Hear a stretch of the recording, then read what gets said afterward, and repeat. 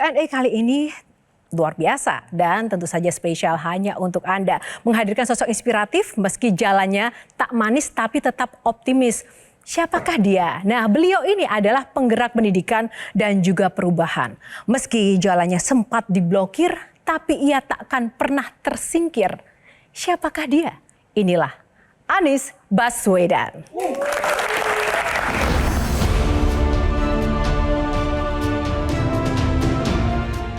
Kita ini sebangsa, kita ini sesaudara. Ada saat di mana kita bisa berjalan bareng, ada saat di mana kita tidak berjalan bareng. Tapi bukan berarti kemudian persaudaraan selesai, persahabatan selesai, dijaga terus. Kita berikan tepuk tangan yang meriah untuk Anies Baswedan.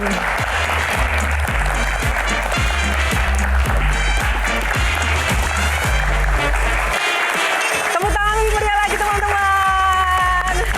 Mas Anies, apa kabar? Boleh berjabat tangan dengan para panelis, sudah lama menanti. Sally, apa kabar? Malam ini sangat luar biasa, bintang tamu kita.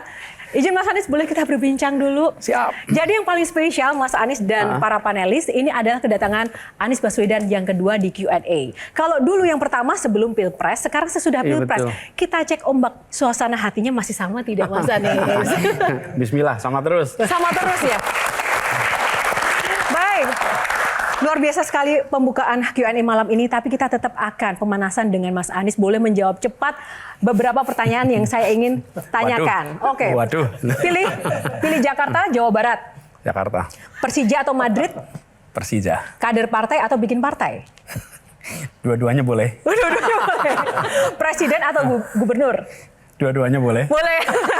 Tepuk tangan, terima kasih. Silakan duduk Mas Anies. Saya ingin ingatkan kembali bahwa kita ada aturan mainnya, ada 9 box dan silakan Mas Anies memiliki otoritas memilih box mana, di dalamnya akan ada topik-topik tentang sosok Anies Baswedan. Oke, siap Mas Anies? Siap. Yang pertama, pilih nomor berapa? Pilih nomor 6. Kita buka nomor 6. Desak Anies. Desak Anies, ternyata Mas Anies didesak beneran oleh keadaan. Kapok nggak Mas Anies masuk politik dengan drama politik yang dialami dan dihadapi selama ini? Saya mensyukuri. Mensyukuri. Mensyukuri apa yang kita jalani selama ini. Kenapa? Karena kita jalani dari awal dengan niat untuk bawa perubahan. Dan perubahan yang dibawa itu pesan tentang membawa keadilan, kesetaraan dalam berbagai aspek. Tapi jujur Mas Anies, lebih menyakitkan kalah Pilpres atau nggak maju pilkada? Saya menjalaninya dengan memperhitungkan potensi itu semua terjadi. Satu, kalau mau ikut Pilpres, pasti nanti di ujungnya ada menang atau kalah. Yang kedua, ketika mengikuti pilkada, itu kita merasakan dinamika di perjalanan itu sudah mulai terasa. Ini ada kemungkinan bisa ikut pilkada, bisa nggak ikut pilkada. Walaupun angka surveinya tinggi. Dan perjuangan kita ini kan bukan soal mendapatkan posisi atau tidak. Perjuangan kita itu ingin melakukan perubahan, termasuk mindset orang. Mas Anies, judul Siapa Takut Anies yang kita usung pada malam hari ini bukan tanpa alasan. Karena gagasan dan visi misi Mas Anies tadi nyatanya tidak berjalan manis di lapangan begitu. Ya. Sehingga membuat kita berpikir, kenapa pada takut Anies? Apa yang dimiliki seorang Anies sehingga kok semuanya harus bersusah payah memblokir, mungkin menjegal atau mengupayakan banyak cara agar Anies tidak bisa tampil? Gitu ya, takut ya. Kalau boleh, Anies ini bukan kucing dalam karung yang tidak diketahui apa yang dia kerjakan. Ada rekam jejak yang orang bisa lihat kok, rekam jejak itu. Jadi apa yang dikerjakan di Jakarta, apa yang dikerjakan ketika bertugas di kementerian, apa yang dikerjakan ketika bertugas di kampus, itu semua ada, bisa dilihat. Jadi saya sering mengatakan kalau ada yang khawatir, saya sendiri harus menyampaikan pertanyaan balik. Sebaiknya tanyakan pada yang takut. Karena harusnya yang takut yang menjelaskan kenapa takut. Karena apa yang saya bawa rasanya bukan hal-hal yang perlu ditakuti gitu.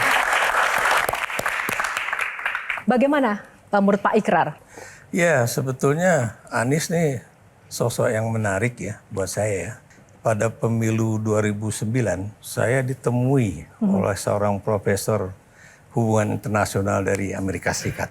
Dan dia bertanya pada saya, Anies punya kans nggak untuk menjadi calon presiden Republik Indonesia?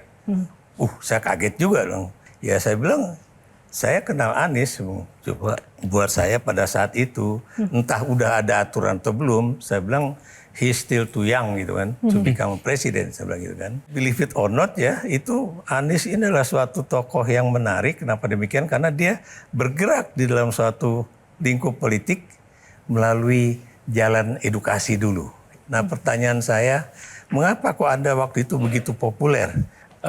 Kalau populer di mata ilmuwan kita harus tanya juga ke mereka ya. Tapi kira-kira gini Pak Mas Ikrar, saya waktu pada era awal bekerja di bidang keilmuan memang banyak mengikuti conference di berbagai tempat.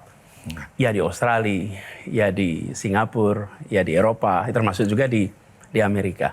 Nah pada saat itu saya banyak berinteraksi dengan semua. Tapi yang menurut saya menarik dari apa yang disampaikan Mas Ikrar, memang saya memandang usaha memajukan bangsa ini harus mulai dari pendidikan, Mas. Jadi walaupun background saya sebetulnya secara keilmuan nih, saya ini bidangnya ekonomi. S2-nya pun masih moneter, Mas. Dan S3-nya bidang political economy. Tidak ada bidang pendidikan di situ. Tapi justru karena saya belajar di bidang itu, saya menyaksikan bahwa kemajuan sebuah bangsa sangat ditentukan oleh kualitas manusianya. Bahkan 2009 itu, Mas Ikrar, saya ini menjadi moderator debat calon presiden pertama yang diselenggarakan KPU. Dan ketika saya menjadi moderator debat itu tidak pernah terbayangkan bahwa suatu saat saya akan berdiri di tempat yang seberangnya gitu. Di kemudian hari. Jadi kembali kepada pertanyaan Mbak Ira, tentu pandangan itu bermacam-macam. Ada banyak yang menyatakan pertanyaan yang serupa. Saya jalani setiap fase dan seringkali fase itu berulang atas apa yang saya alami dan mudah-mudahan jadi hikmah bagi saya. Baik. Oke, saya mau ke Mas Jeje Rizal dulu. Catatan sejarah seperti apa sebagai sejarawan Anda melihat fenomena drama politik Mas Anies sebenarnya ini? yang menakutkan tuh bukan Mas Anies. Tapi? Menurut cara pandang saya, seperti di awal abad 20 itu yang menakutkan tuh keadaan. Karena orang merasakan, tapi tidak mampu menyuarakan. Dan keadaan ini menurut saya justru keadaan yang mendesak. Jadi pertanyaan saya kepada Mas Anies nih ya. Dalam keadaan yang mendesak dan menakutkan gini, ketika partai-partai dan Mas Anies mengalami partai itu cipoa semua, karena kurikulumnya oligarki. Jadi kalau nggak masuk kelas oligarki, Mas Anies nggak akan lolos gitu kan. Nah Mas Anies ini di masa depan mau bawa orang-orang yang percaya sama Mas Anies ini. Itu mau dibawa kemana nih? Sebelum dijawab kita akan jeda dulu. Sesaat lagi Q&A akan kembali.